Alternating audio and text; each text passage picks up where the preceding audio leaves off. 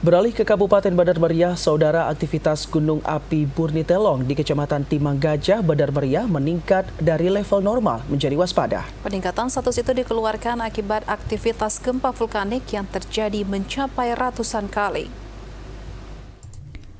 Pusat Vulkanologi dan Mitigasi Bencana Geologi atau PVMBG, Kementerian ISDM mengeluarkan surat pemberitahuan peningkatan aktivitas gunung api Burnitelong yang terletak di Kecamatan Timang Gajah, Bandar Meriah. Status gunung ini naik dari level 1 normal menjadi level 2 waspada.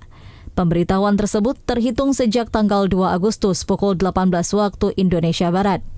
Gunung api Burnitelong dengan ketinggian puncak 2.624 meter mdpl menunjukkan aktivitas atau sistem hidrotermal secara signifikan dalam 2 bulan terakhir.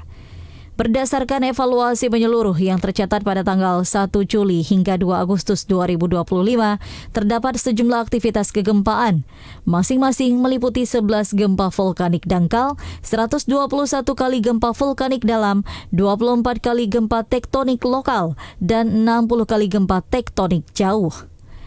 Petugas Pos Pengamatan Gunung Api Burnitelong, Suwardi Putra, menyampaikan peningkatan status ini dikeluarkan akibat aktivitas gempa vulkanik yang terjadi mencapai ratusan kali. Kenaikan ke gempa tersebut dimulai dari 2 sampai 3 bulan terakhir ini itu vulkanik dalamnya mulai meningkat. Nah, di mana di tanggal 23 bulan kemarin itu kita juga sudah mengeluarkan laporan khusus terkait kenaikan gempa tersebut. Nah, laporan khusus tersebut menginformasikan bahwasanya terjadi kenaikan gempa gunung atau aktivitas gunung. Nah, di mana kenaikan tersebut tidak sama dengan kenaikan level status yang sekarang. Nah, dari mulai tanggal 23 bulan kemarin sampai sekarang ini kita pantau selama 24 jam.